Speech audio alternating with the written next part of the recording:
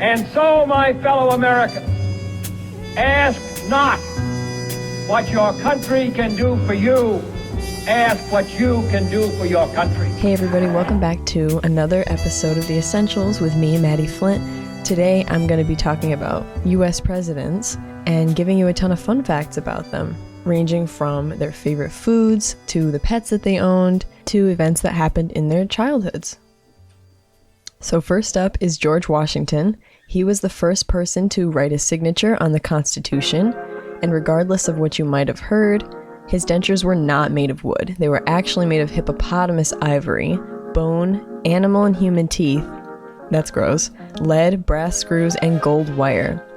And I can imagine that his food tasted like some of that stuff in his mouth, because like lead and gold wire, that sounds terrible, but maybe it wasn't for him. We're kind of spoiled with our like dental care and everything nowadays. You also may be familiar with the story of how he died from getting sick in the cold. He actually was out in the rain riding his horse. He got all soaked and everything, and he didn't want to be late to dinner, so he stayed in his wet clothes. And I guess studies have said that maybe he caught cold from that. And when the doctors arrived after he told Martha, his wife, that he wasn't feeling well, they bled him to try to get rid of the bad blood. And then they bled him again 4 more times over the next 8 hours, which cost him a total blood loss of 40%. It's probably the doctor's fault that he died so rapidly after catching cold. Washington was also not affiliated with a political party, but he was more of a Federalist, and he was only president for 1 term. He didn't want to run again because he didn't want to assume the power of a monarch, because going along with the reason why people fled from England, we wanted to be a free democratic country, and he didn't want to rule like a king. Next we have John Adams, the second president. He hated Jefferson after a while.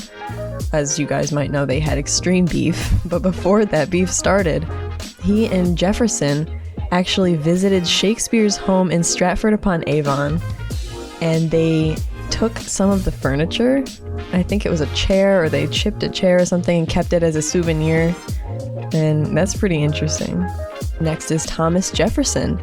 He invented the swivel chair. He hated public speaking, and he kept 2 quite good-humored grizzly bear cubs in the White House for a few months. And both Adams and Jefferson died on the same day, which was Independence Day of 1826, the 50th anniversary of the Declaration of Independence. Jefferson was also very interested in Greek and Roman classical architecture. He went to Europe a lot. He was very into the arts. And Andrea Palladio was an architect from the late 1500s in Italy, and he became known for designing villas, or villas in classical Latin. He designed the Villa Rotonda, which is still privately owned, and he wrote a book about architecture. It was a how-to book on how to carve and build like he did, and it included measurements, plans, and everything else that somebody would need to know in order to build a home styled after Greek classical buildings. The book was called The 4 Books of Architecture, and Jefferson actually had a copy of this book, and he designed his home based on what he read about from Palladio. So I think that's pretty cool. European 1500s classical architecture made its way to the United States because of Jefferson. James Madison is next up. He was 5'4", so 2 inches taller than me, and he was our smallest president. I read somewhere that he weighed 100 pounds, so he was a little tiny man.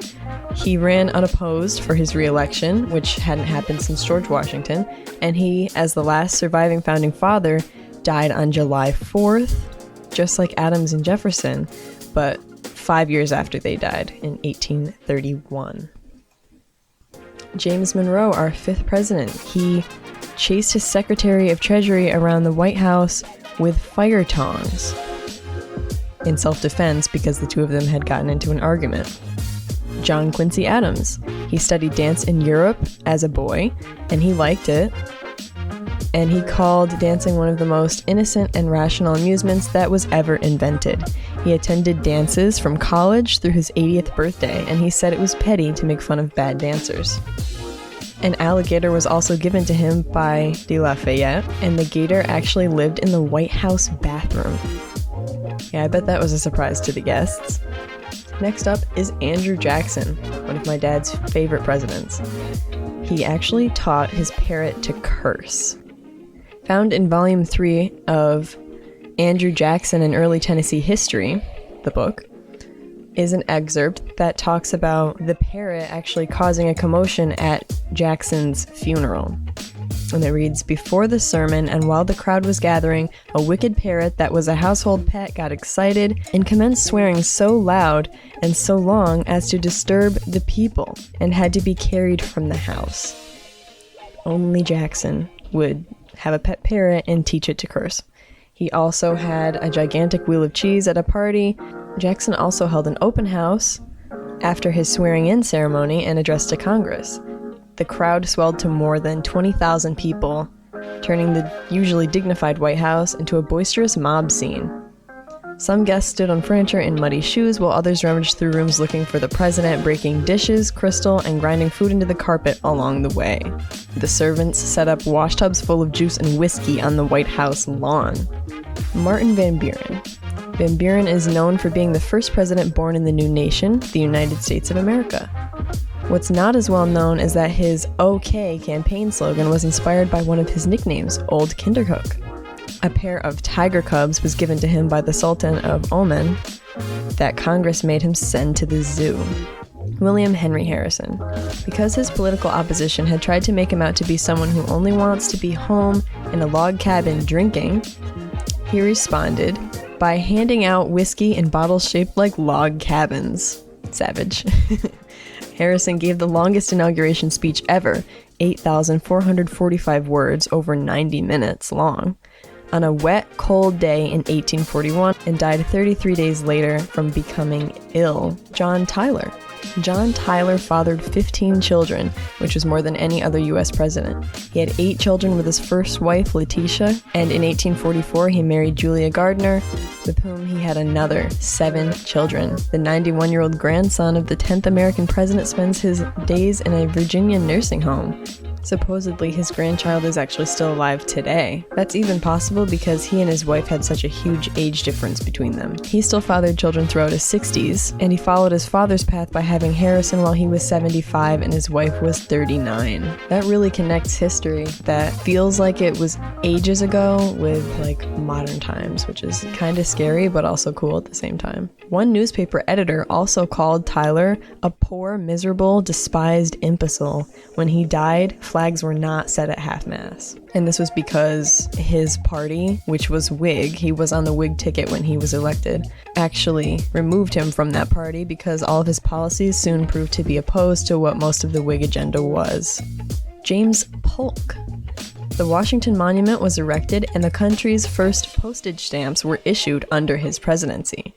So he got a lot done while he was in the White House. He banned booze, card playing, and dancing, though, so maybe he wasn't so much fun. Zachary Taylor. Zach Taylor is also known for refusing to be sworn in on Inauguration Day because it fell on a Sunday that year. He was officially sworn in the following day. Taylor snacked on a bunch of cherries and washed it down with iced milk. Apparently bacteria was present in either the cherries or the milk, leading to his death a few days later. According to medical records that I've read through, most of them say that it was cholera. And this snacking happened on the 4th of July. Millard Fillmore. I don't really like him that much because the Trail of Tears and all that happened and he didn't do anything about it. And I don't think he was a great person. He married his school teacher, and even the White House website calls him an uninspiring man. Franklin Pierce. His party refused to renominate him, and to that he replied, "There is nothing left to do but get drunk." He also tried to make Cuba a part of the United States. James Buchanan. James Buchanan is said to have had a pair of bald eagles, and he was the only president who never married and lived the rest of his life out as a single man. Abraham Lincoln. He had such a tumultuous presidency that we really only recognize him for keeping the country together and the Emancipation Proclamation, but he was also surprisingly good at wrestling in his younger days. He was only defeated once out of roughly 300 matches and later given the honor of Outstanding American in the National Wrestling Hall of Fame. Andrew Johnson. His mother actually sent him and his brother away to be apprentices, and he was a tailor's apprentice, and he applied the knowledge that he learned to make his own suits while serving as president. It is also known that President Johnson left flour out at night for a family of white mice playing in his room during his dark days of impeachment. Ulysses Grant. Grant couldn't stand the sight of blood, which is ironic considering his Civil War history, and he dismantled the Ku Klux Klan during his presidency. They unfortunately regrouped decades later, and that's just another piece of information that goes to show that the KKK were not Republicans. Grant also had a penchant for driving fast. In fact, while serving as president, he was pulled over twice in the span of 24 hours for driving his horse and buggy too fast through the streets of Washington, D.C. Rutherford Hayes. The victor of one of the most disputed elections ever. He lost the popular vote by 250,000, but won in the Electoral College by a single vote, earning him the nicknames Rutherfraud and his fraudulency. He was also called Granny Hayes because he didn't drink, smoke, or gamble.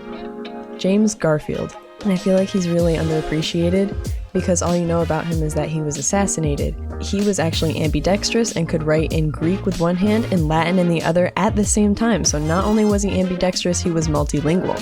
When he was shot, doctors tried using a newly invented metal detector to locate the bullet, but the metal bed springs kept messing up the results, leading the doctors to cut in the wrong places. So once again, I'm gonna blame the doctors for his untimely death. He would have died anyway, probably from the bullet wounds, but maybe he wouldn't have died as fast if the doctors had cut in the right places and possibly removed the bullets.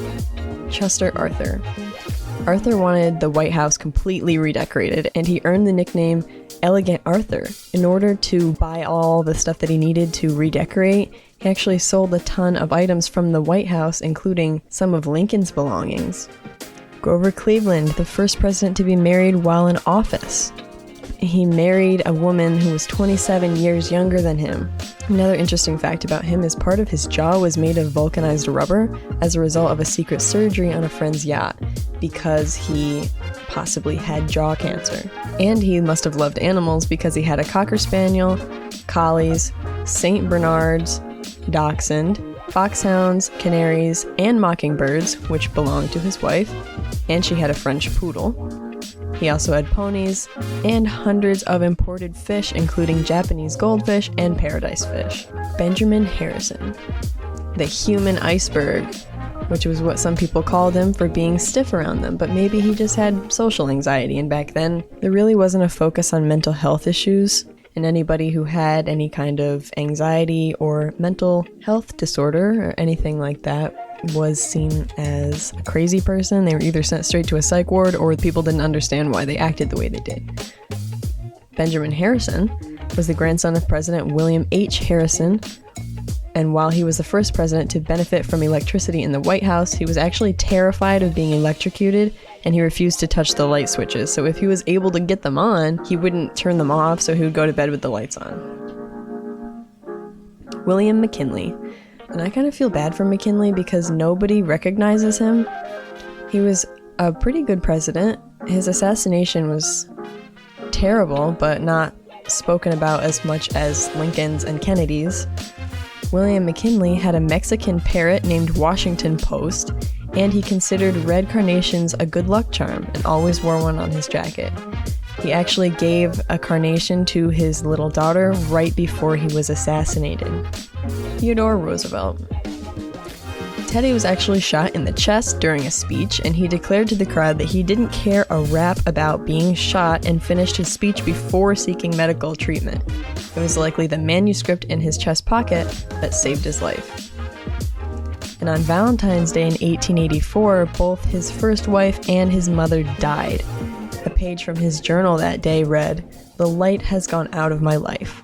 That's sad, but I feel like he didn't let many people see the sensitive side of him because he was pretty rowdy and sickly, so he knew that he had to get everything done and live his life to the fullest before he died. William Howard Taft. Taft was a cool guy. I also feel like he's not talked about that much. He was the last president to have facial hair while in office, and upon becoming Chief Justice in 1921, he happily declared, I don't even remember that I was ever president. So that's cool. He was a Supreme Court justice. He was also the first president to give the presidential first pitch. Hall of Famer Walter Johnson managed to snag a low-flying ball that Taft graciously lobbed from the stands at the start of a 1910 Washington Senators game. 104 years later, this opening day tradition is still going strong. Then in the next upcoming election, Taft ran again and Teddy Roosevelt ran again. But Teddy actually ran under the Bull Moose Party affiliation and Taft ran as a Republican, which split the Republicans' votes and allowed Woodrow Wilson an easy win. In 1919, incredible stress led Wilson to experiencing a series of strokes. He was left partially paralyzed and almost blind, but stayed in office until 1921. Wilson reinstated the practice of delivering the State of the Union address as a speech in person in 1913, which Jefferson had previously made into a written document due to his fears of public speaking. Or maybe not fears, he just didn't like it for whatever reason. A portrait of Wilson graces a currency few of us have ever seen in real life, the $100,000 bill. These bills were created for trade between the Federal Reserve banks, but wire transfers made them obsolete. Next we have Warren Harding. There's not really that much about him, but he actually lost a set of White House china in a poker game. Harding also spoke out against lynchings of African Americans. He also ordered desegregation in the White House and in the District of Columbia. Warren G. Harding's parents, George Tryon and Phoebe Elizabeth Dickerson, were both doctors. Calvin Coolidge is next, and I love Calvin Coolidge. I think he was an amazing president. He's really not talked about a lot at all. He has the nickname Silent Cal for being notoriously quiet and not writing a lot compared to other presidents. And he was a Republican, or even a conservative. And he was a Republican conservative. So naturally, you wouldn't find a lot of information about him in today's media. I'm sure they would despise him, even though he was a really great man.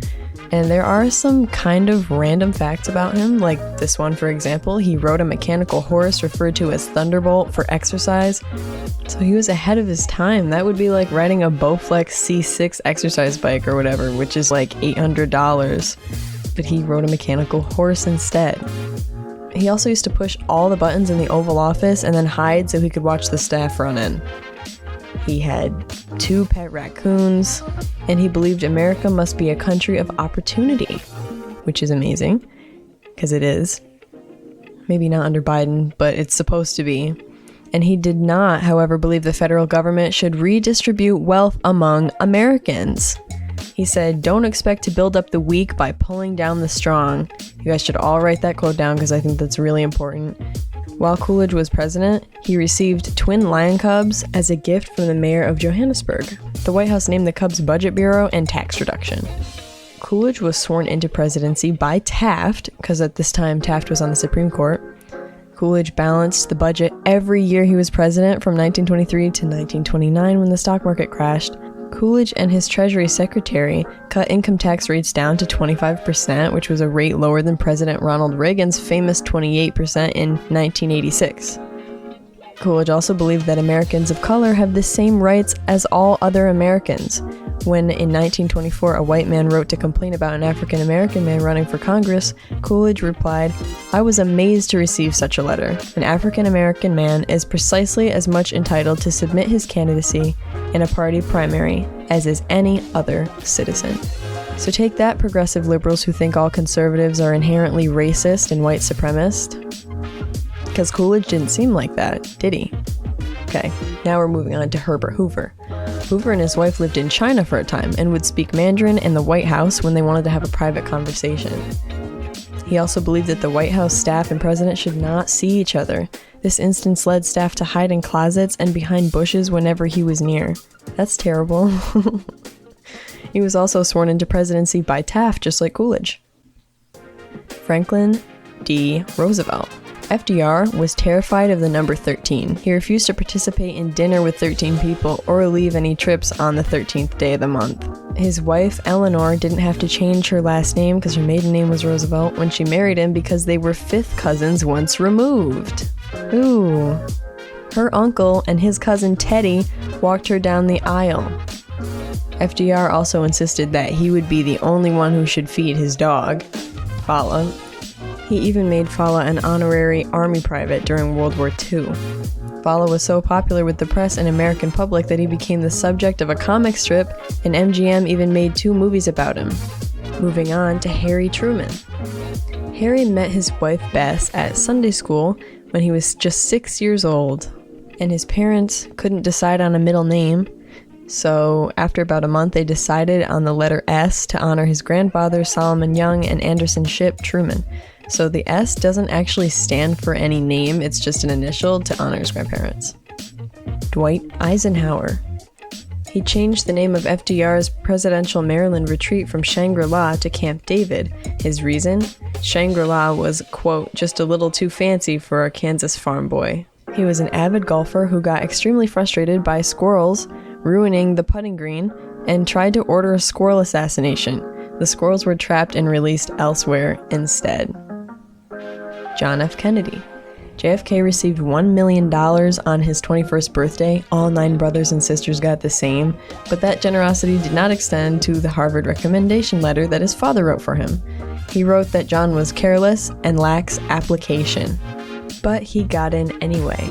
He's also known for the space age and social justice accomplishments while he was in office. Lyndon Johnson. He was enlisted in World War II, and he was supposed to board a plane called the Cannonball for his one and only bombing mission to the South Pacific, but he had to use the bathroom really badly, so he got off and went to the bathroom. By the time he got back, the plane was gone, and it ended up crashing, and everyone on the plane perished. So if he never had to use the bathroom that badly, we never would have had LBJ as a president. Richard Nixon. I feel bad for him because his whole presidency has gotten smeared with the Watergate scandal. If you search him up online, everything's going to talk about his impeachment and his resignation and everything, but Nixon actually loved to bowl, and he loved it so much that he had a 1-lane alley put in the basement of the White House. As a student, Nixon was 3rd in his class and was offered a tuition grant to Harvard, but he was needed at home by his family, so he had to decline. He also came up later on in his presidency with healthcare reform ideas that would offer every American an opportunity to obtain a balanced, comprehensive range of health insurance benefits. And in my public policy class last semester, my professor was actually saying, oh, conservatives hate comprehensive health care and all these different ideas that seem to be pretty left-leaning. And then she would say, but what they don't know is that one of their own strong conservatives came up with comprehensive health care ideas, Richard Nixon. But Nixon really wasn't a strong conservative. He was a Republican, but he was kind of liberal-leaning, which is fine. Love or hate these presidents, they all served in office for us, and each one of them added something important to the country. Moving on to Gerald Ford. I've never really known too much about President Ford, and I wanted to research more about him so that I could know some more. And his name was actually Leslie King Jr., which I did not have any idea about before, because, I thought his name was Gerald Ford, but it's not. It was Leslie King Jr. His daughter Susan hosted her senior prom at the White House. And imagine being some of her friends getting invited to the White House. Oh my gosh. My class didn't even get a prom. But I'm not going to talk about that. I'm going to talk about Susan Ford. I'm sure that she was the popular girl of her class after that. I hope she wasn't mean. I hope she wasn't the mean popular girl. I hope she was, super friendly and popular. Another fact about Gerald Ford is that 2 different female assassins tried to take his life within a span of 17 days, and he worked as a fashion model while in college and was even on the cover of Cosmopolitan in 1942. I think 1942 or somewhere around that. Next up is Jimmy Carter. He's the oldest living president at 97 years old today, because most of the presidents died off young or they died of old age after, but he's still alive and he made it to 97, and he'll probably, knock on wood, I hope he makes it to 100. But since leaving office, Jimmy Carter has won a Nobel Peace Prize, written books, and helped build over 4,000 homes for Habitat for Humanity. His favorite childhood pastime was sitting with his father in the evenings, listening to baseball games and politics on battery-operated radios. That's really sweet. He also had a tiny Christmas tree. That's an obscure fact, but his Christmas tree was tiny and barely decorated. Unlike other past and then future presidents and first ladies who were extremely extravagant with their decorations for Christmas time, but the Carters were simplistic. Well, they didn't put up a lot. They just had a small tree and they liked it like that. And now we're on to Ronald Reagan. Known for his good looks, he won the most nearly perfect male figure award and was also a movie star. And he even posed for an art class while at the University of California. Reagan was also shot by a man named John Hinckley, who had studied Reagan's schedule, which had been printed in the newspaper, and zeroed in on his speech at Hilton. Hinckley fired 6 shots into the crowd and hit Reagan, a police officer, and Agent McCarthy, and I think a few other people, but I don't know them by name. And Reagan was not only shot, he was in grave danger. He actually coughed up blood after being shoved into a limousine for safety, and the bullets that Hinckley fired were explosive, and the one inside the president could have detonated at any time. Reagan underwent successful surgery. Okay, so we must have had some medical advancements because we know what happened with the last times, but his recovery was not easy. It took him 11 days to return to the White House, where he resumed rehabilitation. McCarthy, too, underwent emergency surgery to remove the bullet that had gotten lodged in his neck.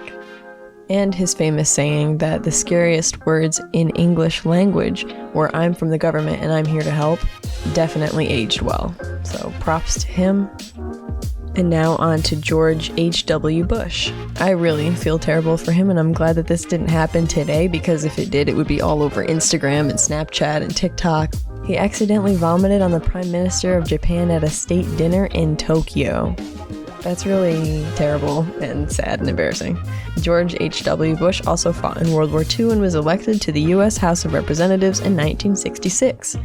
He was also awarded the Distinguished Flying Cross for his World War II service. Bill Clinton.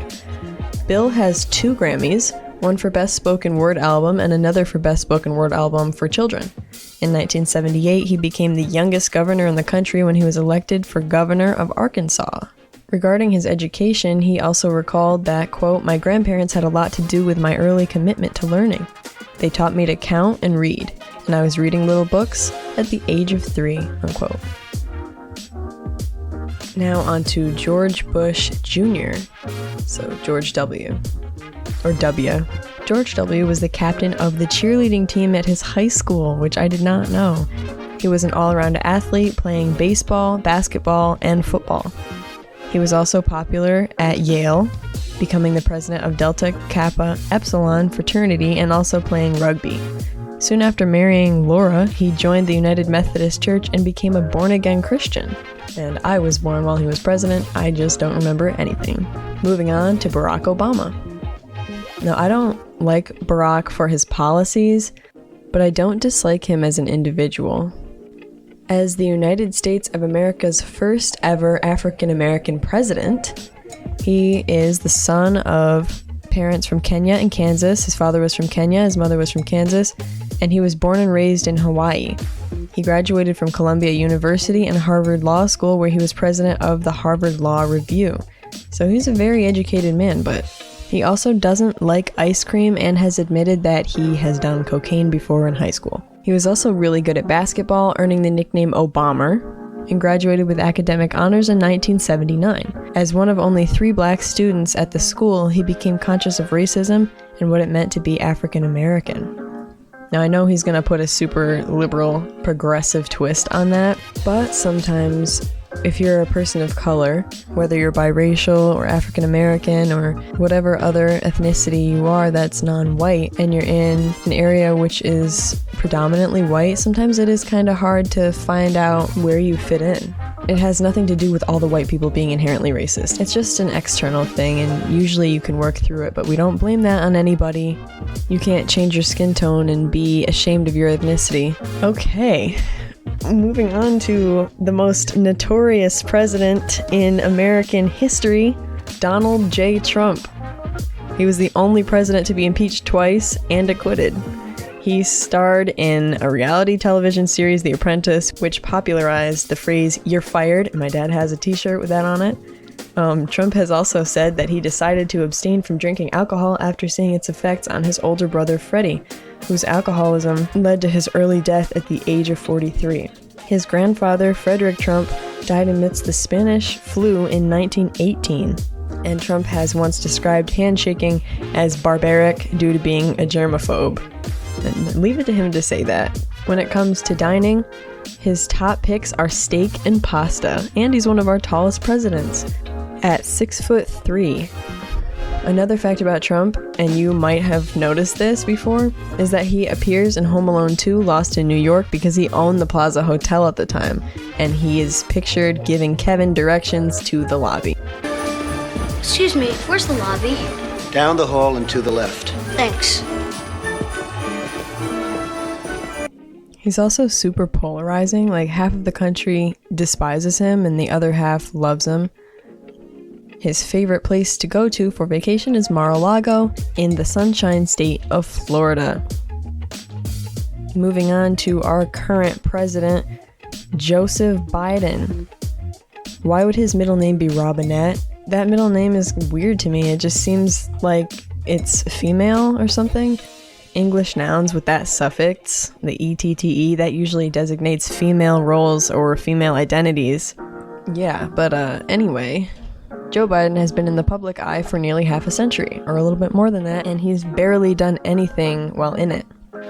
He said, quote, "I can think of nothing else that has ever stripped me of my dignity as quickly and profoundly and as thoroughly as when I stuttered in grade school," unquote. He says that he overcame stuttering, but he actually still stutters in all of his speeches. That's kind of sad. He shouldn't even be making speeches because he shouldn't be president. He's unfit mentally. He's also a car enthusiast, and he said that he hopes that he can provide the United States with some comfort and solace. He also says he doesn't smoke or drink, but he eats a lot of ice cream. His presidential campaign has spent $10,000 on ice cream, though it's said that they were gifts to campaign donors. And that is going to conclude my podcast about United States presidents. Tune in next week for the next episode of The Essentials with me, Maddie Flint. You can find my podcast right here on the BMG network. Thanks for the listen.